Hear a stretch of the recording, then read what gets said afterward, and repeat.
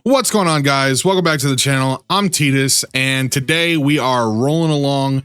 We've finally completed Giants Keep Abyss Hard.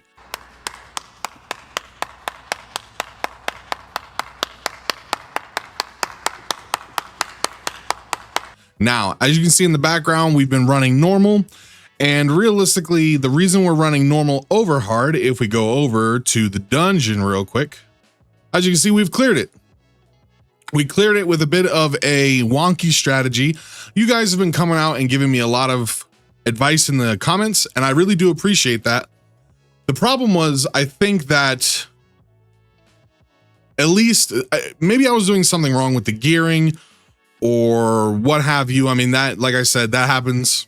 I make mistakes from time to time, and I couldn't get, basically, I couldn't get a team with an extra DPS to actually clear in a reasonable fashion. And I don't know if it's because they were too slow or the damage dealers weren't dealing enough damage. You know, I came over here, and obviously I really do appreciate the strategy info, right? I come in, I look at the strategy deck, and Abyss Hard, what do we got? So we tried this team right here with Naomi and Crow, and what I found was with Lauren, and it basically just copy pasted that whole team, right? And what I found was the team would end up dying before they could clear.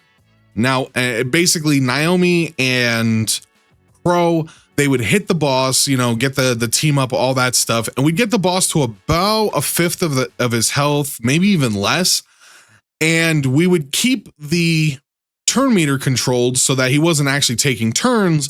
The problem was the little minion on the left would give him the attack boost, and then of course every 7 attacks he does the punch, and basically he just started punching to the point where like our healing from Fran wasn't out sustaining the damage. We tried a couple other things. We actually tried this team right here, but I substituted out Sigmaris for Teshar.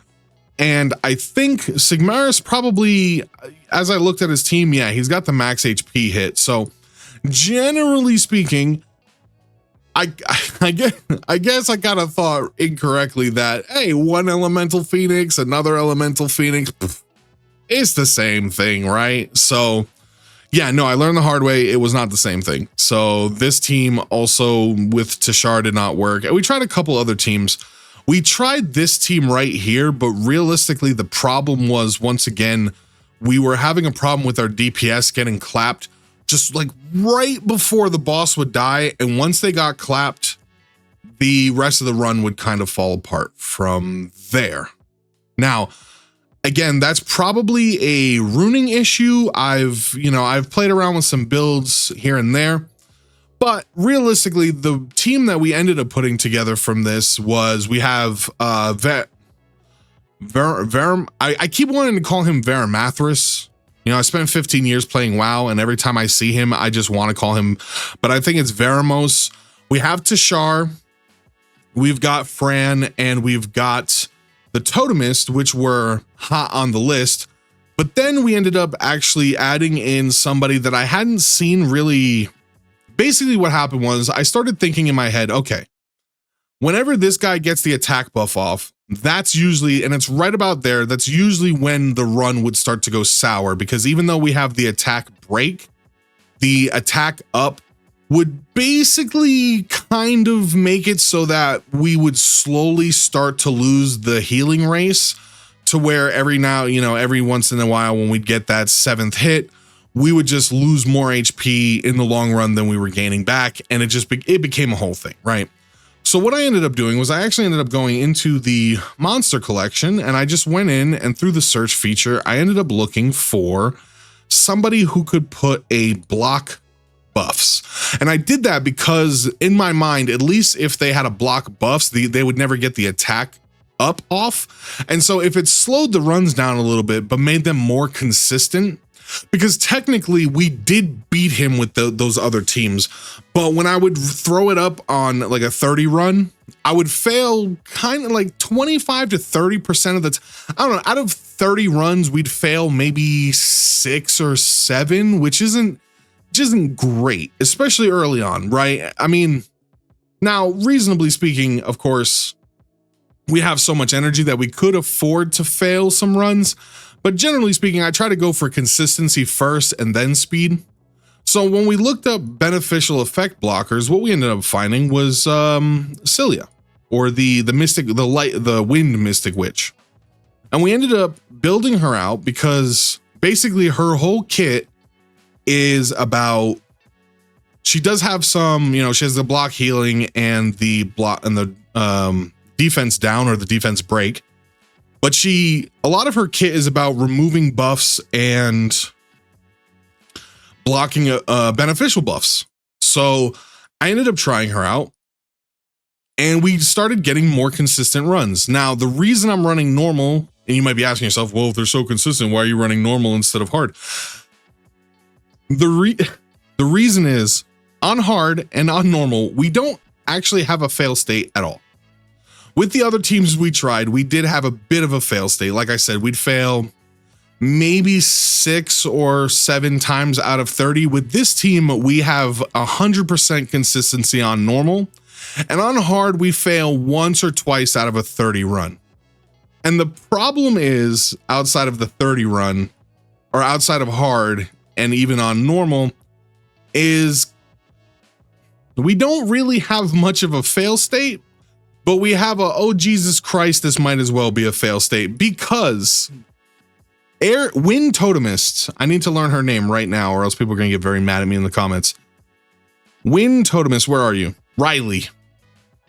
The way we have Riley built, the boss literally cannot kill her.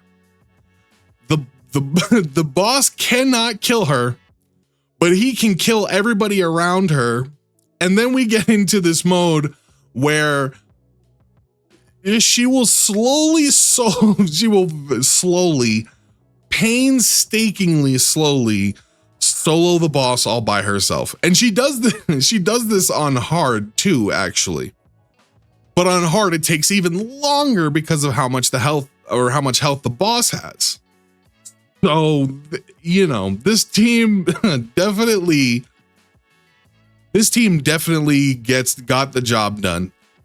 But I absolutely agree with you guys that now maybe it's time that Tidus goes in and looks for some help.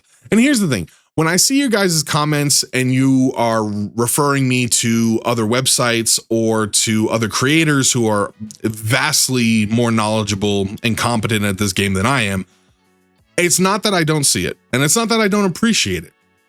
My general rule of thumb for games like this, games in general, is that I usually like to try to get my first win, my first kind of victory on my own, just using the game's systems itself, right? So for instance, obviously, of course, I came in and I used the strategy deck to kind of get a vibe of what I should be using to try and clear the boss. But generally speaking, my first run, I kind of want to conquer it on my own. Now, that might sound kind of dumb to people, and that's fine, but it's kind of my own. This is where I derive the most enjoyment from playing games, is setting myself a goal and completing it myself.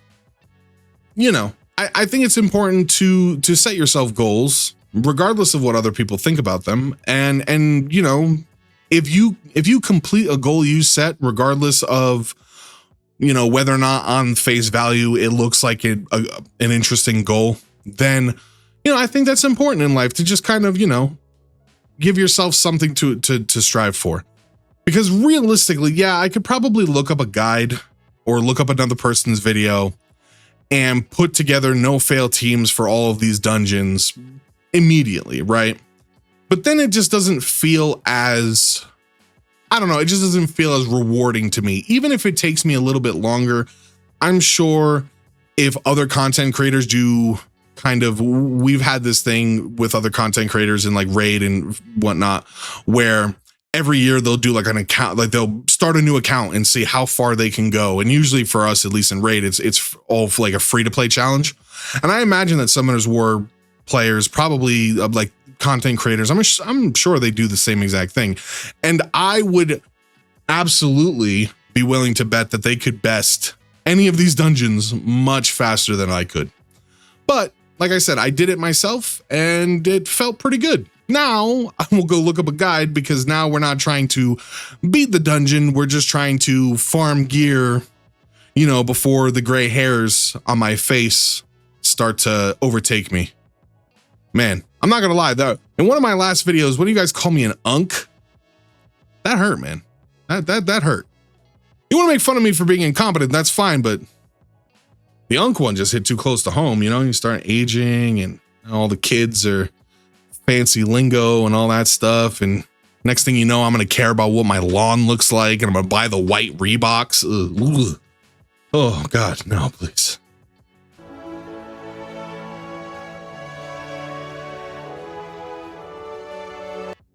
Anything but that. So just kind of wanted to show you guys this, this little something that I put together. It's ugly and it doesn't look great, but you know what? It's mine. And so now I can go ahead and look up a guide and find people who are much more knowledgeable than me, so that I can actually get these farming runs done in a reasonable amount of time, because 30 runs right now is taking me on average about an hour and a half, an hour and 45 minutes. So, you know, and mostly, like I said, I'm just doing normal because it's hard is even more time consuming, especially if Riley starts soloing by herself. Good Lord. I've seen one of those runs take like 25, almost 30 minutes. And I was just, oh man. Yeah. But anyway, so there it is, guys. Let me know in the comments below what you think.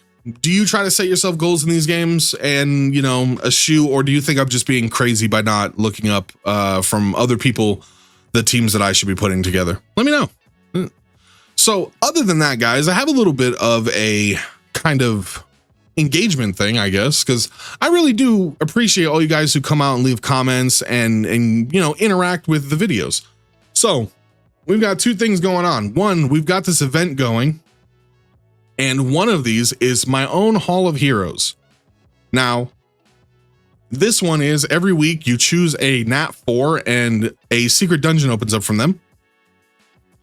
Up until this point, I've just been kind of picking champions that look cool, if I'm being completely honest with you. I picked the jack-o'-lantern guy because he looks dopey and I kind of like that. And I chose I don't know if I have him. I don't have him out right now, or I don't even think I've summoned him yet. Let me see. Let me check the summons. What do we got? Yeah, this guy right here, the light ninja. So I picked the light ninja and I picked the light jack-o'-lantern. We're right now only about to get through about stage 6. I could probably push for stage 7 or 8, but that's kind of where we're at. And realistically, I would like to know what you guys think. Who should I be keeping an eye out for? Who should I be on the prowl for? Because there's so many champions, and good Lord, is a ton of reading trying to figure all of them out. And this is one of those times where I actually did look up. It wasn't a guide or a YouTube video, but it was a Reddit thread that someone had done. He seems to be super popular. Seishiro, I'm probably going to butcher his name, but it seemed like a Danish guy or like a European guy. He had a bit of an accent, seemed really cool. And I did look up it looked like his Reddit thread that he had opened as a tier list, and basically just said, these two are highly rated and they look cool, so I'm just going to take them. I don't even know what they do. Right. And that's not, that's probably not a real way to go about choosing things, but, you know, it worked up until now. So if you guys want to pick who I should go and grab next, go ahead and leave a comment below letting me know who I should grab next week. And if you guys leave enough comments, I'll probably grab them, you know, in sequential order, starting with one and the other. And if you guys leave me troll picks, that's fine too. I won't know any better and I'll still probably grab them. Other than that, guys, we don't really have much else to showcase. So again, if you like the video, like and subscribe, all that fancy YouTube stuff. It really helps me out. It helps the channel. And I really do appreciate you guys coming out and showing me love. And you know, leave a comment, all that good stuff. Even if your comment's kind of mean, that's fine, because at the end of the day, I appreciate every single one of you. So that's been all from me. I've been Titus, and until next time, I'll see you.